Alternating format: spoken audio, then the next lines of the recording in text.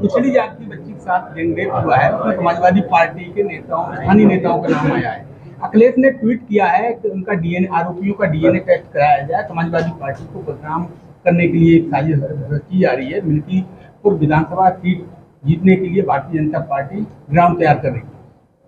यदि अपराधियों को संरक्षण देना लगातार जो पिछला समाजवादी पार्टी का चुनाव रहा है, उसमें अपेक्षा ये थी कि अब समाजवादी पार्टी क्योंकि युवा नेता के रूप में अखिलेश जी उसके सुप्रीमो हैं, तो लोगों को अपेक्षा थी कि कार्यशैली में, सोच में बदलाव आएगा। और निश्चित रूप से ये अपेक्षा थी पूरे प्रदेश को, देश के लोगों को, कि कम से कम समाजवादी पार्टी अब अपराधियों को संरक्षण देना बंद करेगी। लेकिन उस पर ये खड़े नहीं उतर रहे हैं। निश्चित रूप से अपराधी अपराधी होता है, चाहे वो उसका किसी दल से जुड़ा हो या कुछ भी हो। तो इसके बावजूद समाजवादी पार्टी के नेताओं के द्वारा एक पिछड़ी नाबालिग बच्ची के साथ बलात्कार की गंभीर घटना हुई है। उसमें प्रकाश में जो नाम आए हैं वो सीधे सपा के पदाधिकारी हैं। देखिए, उसके बावजूद भी उनको संरक्षित करने की बात करना, उनको बचाव की बात करना, ये मैं समझता हूँ कि बहुत निहायत गैर जिम्मेदाराना है और निंदनीय है। मायावती का ट्वीट आया है कि प्रदेश सरकार ने कार्रवाई सही की है। 12 से 17 के बीच में अखिलेश ने कितने अपराधियों के डीएनए टेस्ट कराया है? देखिए, मायावती बिल्कुल ठीक कह रही है।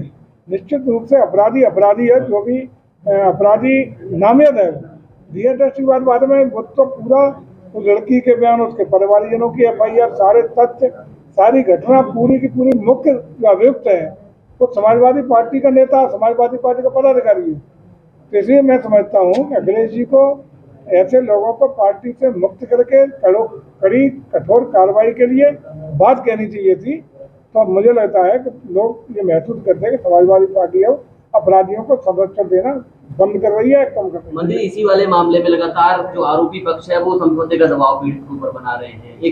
देखिए, आप एक चीज तो निश्चित रहिए, वो अलग विषय क्या कर रहे हैं, न कोई किसी दबाव बना पाएगा, चाहे वो कितना ही बड़ा आदमी हो, किसी भी दल से जुड़ा हो या दल से न जुड़ा हो। अपराधी को किसी भी कीमत पर बख्शने का काम प्रदेश सरकार नहीं होने देगी। नजूल भूमि संशोधन विधेयक अच्छा था, घर में ही बखेड़ा खड़ा हो गया है। कोई बखेड़ा नहीं है। क्यों विधान परिषद में पास होने से आपके ही विद्रोह करने लगे? विद्रोह नहीं है। अच्छा, कमेटी विद्रोह नहीं है, न कोई कमेटी है। प्रवर समिति को सरकार की मंशा के अनुरूप ही भेजा गया है, ताकि उस पर यदि कोई बिंदु ऐसा छूटा है जिस पर कहीं संशोधन की जरूरत है या कहीं किसी प्रकार की और उसमें एडिशन करने की जरूरत है, उस पर विचार करने के बाद ही उसको हम पारित कराएंगे।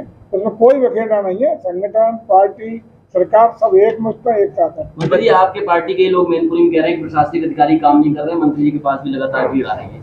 देखिए, जो भी पीड़ित है और 70 साल से 65 साल से किसी जमीन में कब्जा है, तो क्या माना जाए कि भी सरकार नकारा थी? वो आ रहा है कि हमारा कब्जा सब करवा दो।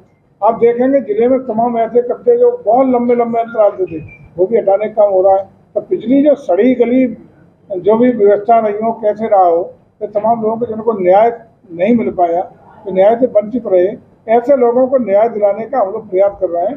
तमाम और सबसे ज़्यादा राजस्व की घटनाएं वो भी आती हैं जिसमें पारिवारिक रूप से झगड़ा है, सगे संबंधियों में झगड़ा है, बंटवारे का झगड़ा है, किसी मेड़ तोड़ने का झगड़ा है, किसी का नाली तोड़ने का झगड़ा है।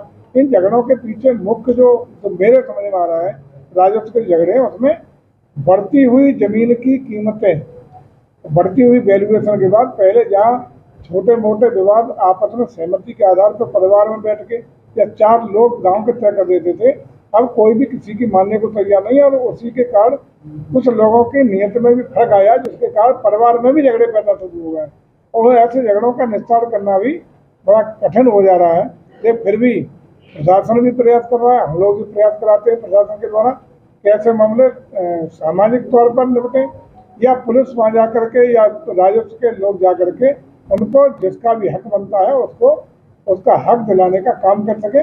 ये लगातार हम प्रयास करते हैं।